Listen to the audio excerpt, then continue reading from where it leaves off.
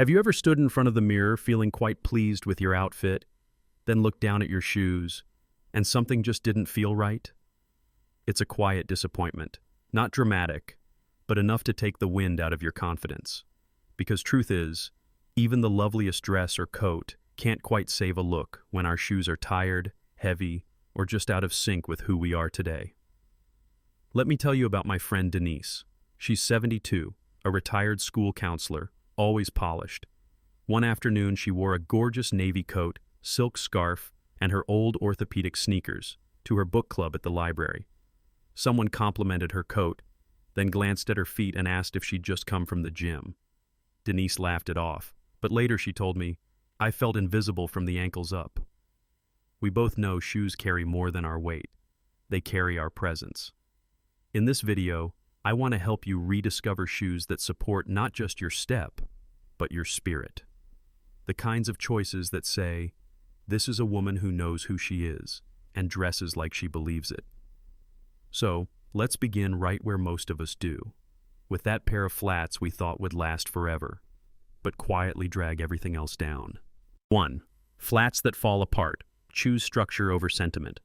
Have you ever slipped on your go-to flats, the pair you've had for years, only to catch their reflection in a store window and realize they're not doing you any favors? I once visited my neighbor Evelyn, who was getting ready for her grandson's school concert. She wore a lovely pair of soft gray trousers and a pale blue blouse with pearl buttons, light, graceful, very her. But on her feet, faded ballet flats, the kind with the tiny bow and barely there sole. They'd molded to her feet over time, but also lost all structure. She looked down and said, "They feel like home." I smiled, but I also saw how those shoes quietly dulled everything else. And here's the truth. Shoes age just like we do. But while we carry our years with depth and grace, old flats often just look collapsed. Thin soles, floppy sides, scuff marks that no longer buff out. They make even a carefully chosen outfit feel unfinished. So, what's the shift? Choose flats with intention, ones that hold their shape, support your step, and mirror the confidence you've earned. A pointed toe flat in real leather or soft suede adds polish without sacrificing comfort. The shape elongates the leg. The structure uplifts the entire look. My personal favorite? A suede almond toe pair in warm taupe. It goes with everything and makes me feel grounded yet graceful. We don't have to cling to what once worked. Our shoes, like our lives, deserve a little refreshing. Not because we're chasing trends, but because we respect ourselves enough to dress for the woman we are today. Comfort doesn't mean collapsing. It means support, quietly done well. Next, let's talk about those sneakers we've grown to love, and how they might be saying more than we think. Have you ever kept a pair of shoes just because they feel familiar, even when they no longer reflect how you want to show up? 2. Gym shoes in gentle places, redefining everyday comfort. There's a kind of morning when you slip on your shoes without thinking, just to get out the door. But sometime around 2 p.m., as you catch your reflection in a storefront window, something feels off. That was Diane last Tuesday. We were meeting for lunch at the Garden Cafe on Elm. She showed up in a lovely cream-wrap blouse and soft khaki culottes, and a pair of chunky gym sneakers that looked ready for a spin class. She gave a little shrug and said, "I just wanted comfort today." I smiled because I've been there too. But here's what I've come to realize. When we're over 60, comfort should feel earned, but also elegant. Those loud athletic sneakers, neon laces, mesh panels, thick rubber soles, they might hug your feet, but they don't hug your outfit. They interrupt it. The quiet solution? A soft, supportive sneaker in leather or suede. Neutral colors like warm ivory, soft gray, even pale blush. Rounded toes, minimal stitching. My own go-to pair? A muted stone gray sneaker with just a touch of texture. I've worn them to the farmer's market, on a museum day, even with a meaty dress, and not once did they feel like a compromise. As we age, we learn that comfort isn't about surrendering. It's about choosing better. Shoes that hold us, not hide us. Elegance begins when the shoe fits your pace, without rushing your presence. Next, we'll look at a summer favorite that often promises lightness. but maybe quietly dragging your whole look down. Do your everyday shoes truly reflect how you feel inside, or just how tired you were that morning? 3. Straps that dig. Let your feet breathe with grace. There's a special kind of regret that only arrives at 4 p.m. when your shoes start to hurt but you're still 3 hours from home. It doesn't come loud or dramatic. It arrives as a quiet wince every step, a subtle shuffle, and that inner voice whispering, "Why didn't I wear something kinder?" Last summer, my neighbor Judy, she's 71, full of life with a soft spot for peach bellinis, wore a strappy nude sandal to her niece's bridal shower in Sonoma. The forecast was warm, the dress was floral, and the shoes, they looked perfect. But by the time the family photos started, she was barefoot under the table, her toes imprinted by thin leather straps that had looked elegant on the shelf but felt like punishment in real life. And that's the mistake, isn't it? We assume that delicate equals graceful, that thinner straps mean lighter steps, but often it means blisters by dessert. As we get older, we become more aware, not just of how things look on us, but how they feel in us. A shoe that constricts your foot will inevitably restrict your presence. If you're distracted by pain, you can't lean fully into a moment. You can't laugh as freely, walk as slowly, or feel as beautiful. That's why now, when I look for sandals, I start with softness, not sparkle. I've learned to love a wider strap, suede-lined if possible, that hugs without squeezing, a flexible sole, a slight wedge for posture but not pressure, and tones that blend into skin, soft bronze, warm taupe, dusty rose, colors that support the outfit instead of screaming through it. I once found a pair in Santa Barbara, handcrafted by a local artisan. Wide, crisscrossing straps in buttery leather with a cork sole that molded over time. I wore them through the Saturday market, down by the pier, even to dinner that night. I wasn't thinking about my feet. I was thinking about the conversation, the sunset, the scent of rosemary from a nearby garden. That's what the right shoe does. It disappears, so you can appear more fully. Because here's the truth we sometimes forget. Comfort isn't a compromise. It's a gateway to presence. And presence, that's the most elegant thing a woman can wear. Pain has no place in beauty after 60. In just a moment, we'll talk about boots and how the shape around your ankle can either weigh you down or lift your entire look. When was the last time a beautiful pair of shoes made you truly feel free? 4. Boots that overpower. Keep the silhouette lean. Some mornings I open the closet and reach for boots, not because of the weather, but because they feel like armor. A good pair can ground you, hold you steady, but not all boots are created equal, and some, they don't support you, they swallow you. I remember a fall afternoon at Pike Place Market in Seattle. I was meeting my old college friend Linda. She's 66 now, bright-eyed, always wears a scarf no matter the season.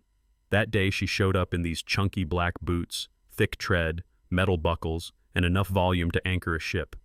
"Aren't they cute?" she said, half laughing. But as we walked, I noticed her pace slowed, her jeans bunched at the top, and every photo we took, the boots drew all the attention downward, not toward her radiant smile or her gorgeous salt and pepper waves, but to her feet. Here's what I've learned over the years. When footwear is too heavy, we start to feel heavy. Our walk stiffens. Our shape gets lost in the bulk. And especially after 60, when our silhouettes naturally soften, balance matters more than ever. What works better? A structured ankle boot in smooth leather, with a gentle block heel and a narrow shaft, or a tall boot that hugs the calf, creates one long line from knee to toe. I personally love almond toes, more forgiving than pointed, more refined than round. And suede? It's soft but never slouchy, especially in earthy tones like chestnut or charcoal. Last winter, I wore my favorite taupe boots to a community theater matinee. I paired them with a midi wool skirt and a tucked-in sweater. Not one person noticed my boots, and that was the point. They didn't overpower. They supported the look. Quiet elegance at its best. When we choose boots that blend rather than shout, we invite the eye upward, toward our face, our movement, our presence. A beautiful boot doesn't speak louder, it steps lighter. Next, we'll talk about heels and why they should lift your confidence, not your pain threshold. Have you ever worn a pair of boots that made your legs feel shorter or your outfit feel heavier? I'd love to hear your experience below. 5. Heels that hurt. walking gracefully, not gritting teeth. There's a kind of silence we all know, that moment after slipping on a pair of heels, standing up, and quietly realizing, we won't last an hour, not without wincing, not without counting steps instead of savoring moments. I once wore a pair of 4-inch stilettos to my nephew's wedding in Santa Barbara. They were blush pink, satin, and on sale, a dangerous combination. I looked lovely in the mirror, I'll admit that. But 5 minutes into the garden ceremony, I was gripping the edge of a chair like it was a lifeline. By the time we reached the reception, I was barefoot behind the dessert table, hiding my swollen feet under a linen cloth. My sister handed me a glass of Prosecco and whispered, "You looked amazing, until you started limping." Pain always finds its way into our presence. And after 60, grace isn't in height, it's in ease. The truth is, you don't need sky-high shoes to feel elevated. What your feet really want is balance, stability, a heel that gives you a lift without demanding a sacrifice. My go-to is a 2 to 2.5-inch block heel with a soft insole and just enough structure. Kitten heels also work wonders. They're feminine, gentle, and whisper confidence instead of shouting it. For dressier events, I've fallen in love with slingbacks, especially those with a slightly sculpted heel and soft gold detailing. They make me feel elegant, not exhausted. Choosing a heel you can walk in, really walk in, isn't settling. It's respecting the body that's carried you through decades of strength, beauty, and change. There's power in a quiet step, when it's taken without pain. In the next section, we'll look at a different kind of discomfort, the kind that comes from materials, not height, and why plastic or see-through shoes may not serve your elegance. What's the most uncomfortable pair of heels you've ever worn, and what did they teach you? I'd love to hear. 6. Plastics and sparkle, when shine becomes a shout. There's something about shine that can feel tempting. When we stand in front of the mirror and see fatigue in our eyes, or notice how quiet our wardrobe has become, a glitzy shoe can feel like a quick lift. A little sparkle, we think, will bring us back to life. But the question I've come to ask, especially now in my late 60s, is this: am I shining or shouting? A few years ago, I attended a small benefit concert in Savannah, the kind where folding chairs creak and the coffee is burnt but everyone's heart is warm. I remember this lovely woman named Carol, maybe in her early 70s, walked in wearing a navy shift dress, a soft cardigan, and silver plastic stilettos with sequins all over. You couldn't miss them. They flashed with every step, louder than the cello on stage. At intermission, she sat next to me and whispered, "I bought them because I didn't want to look invisible tonight." And my heart, oh, it ached. Because I knew that feeling. That deep, quiet fear of fading into the background, of being overlooked at the table. But those shoes, as bold as they were, didn't make her stand out in the way she truly deserved. They distracted. They didn't honor her. Plastic heels, synthetic shine, oversized rhinestones. They often promise glamour but rarely deliver grace. These materials crease, cloud, and crack. They trap heat. They cheapen movement. And worst of all, they pull attention away from you, not toward you. If you're anything like me, you've probably bought a pair of festive shoes for a party or wedding, only to find they only work with one dress. Once. They feel stiff. They don't breathe. And somehow, they never quite feel like you. So what do I choose now? Materials that echo softness, velvet in wine or forest green, satin in warm champagne, suede with a hint of texture. I have a pair of almond-toed heels in brushed gold satin with a tiny sculpted heel. No glitter, no gimmick. But they whisper, "I see you" every time I wear them. Not "look at me," but "I'm here, fully." Because real elegance doesn't flash, it flows. And when you wear something that feels like you, you don't need shine to feel seen. Grace doesn't glow because it tries. It glows because it's true. Coming up next, let's talk about shoes we can't seem to let go of, even when they're well past their prime, and how holding on might be holding us back in more ways than one. Have you ever worn something special that didn't feel honest? What did it teach you about yourself? I'd love to hear below. 7. Worn out favorites. When letting go sets you free. Isn't it funny how some shoes carry more memories than leather? That one pair we've walked through seasons with, first dates, graduations, rainy Tuesday mornings with coffee in hand, and yet one day we slip them on and realize they no longer carry us. I still remember a pair of camel-colored ballet flats I wore almost every other day in my 50s. They were soft, molded perfectly to my feet, and had a little scuff on the right toe that told stories of bookstore trips and long walks along the Potomac. But one afternoon, while visiting my daughter in Asheville, I caught my reflection in a shop window, and I didn't see grace. I saw tiredness, frayed seams, a shape that had lost its spirit.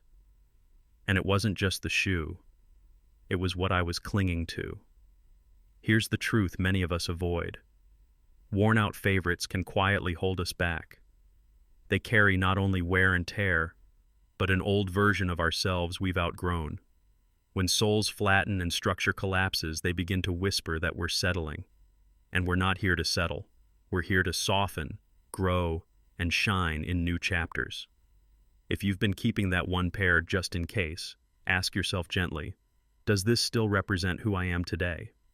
Instead of hoarding comfort from the past, choose one or two beautifully crafted pairs that support you now. A structured leather flat with arch support, a soft, neutral loafer that complements your energy, a low heel that doesn't just lift your height, but lifts your heart when you put it on. These choices say, I'm here now. I honor my past, but I walk forward with grace. Letting go of what's worn out makes space for what's worthy. And next, let's talk about a shoe that sneaks into everyday wear without us even noticing. Flip-flops. Yes, those easy little slip-ons that may be saying more about us than we realize. What's the one pair you've held on to too long? And why do you think it's been hard to say goodbye?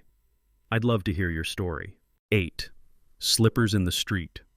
Redefining cozy with class. There's a quiet shift that happens when comfort starts to blur with carelessness. One morning you step outside for a quick errand, maybe the pharmacy or a library drop-off, and you slide on those fuzzy slippers thinking, just this once. But then, once becomes the new normal. I saw it happen to my neighbor Fran. She's 72, sweet as pie, always offering banana bread around the holidays. I bumped into her last spring at Trader Joe's. There she was, comfy leggings, oversized hoodie, and those telltale terry slippers. Her face lit up when she saw me, but I noticed how a few people glanced down, then looked away. She's lovely, but that moment said something she didn't mean to say. We all crave comfort, especially now. Our feet ache easier. Our bones whisper for softness. But comfort, when not paired with care, can chip away at the way we carry ourselves. We start to look like we've given up, when deep down, we haven't. So what's the gentle shift? Instead of wearing indoor slippers out into the world, choose a shoe that still says soft, but also present. A suede mule with structure. A leather slide with arch support and a quiet buckle. Even a cushioned low-heel loafer in a warm tone, something you could wear to both brunch and the mailbox, and still feel like yourself. At this stage, our outfits whisper messages about how we see ourselves. Cozy should never mean invisible. I've made that mistake too. A few years ago, during the lockdowns, I wore house shoes almost everywhere. Grocery store, coffee runs. One afternoon, I caught my reflection in my car window, and it startled me.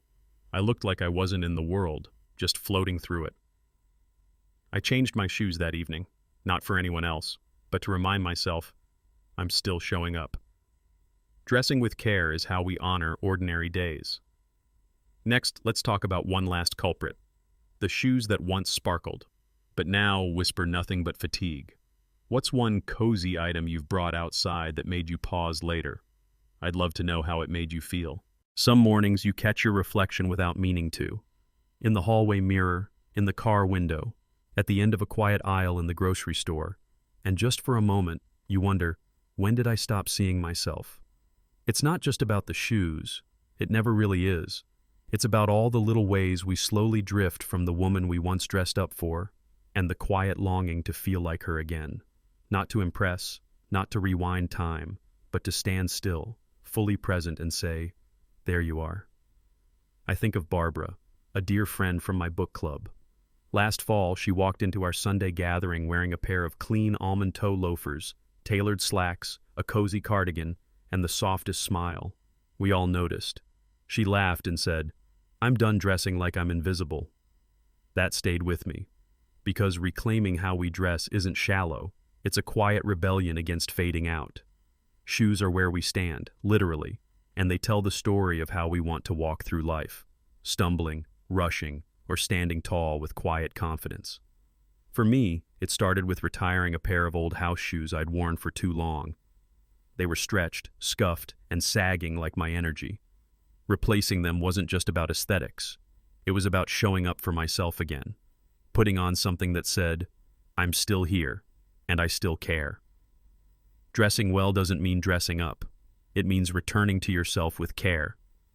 So if today's video reminded you of a pair of shoes that no longer reflect you, or maybe a pair you're ready to step into, start there. Try one quiet change, just one, and meet yourself in the mirror again.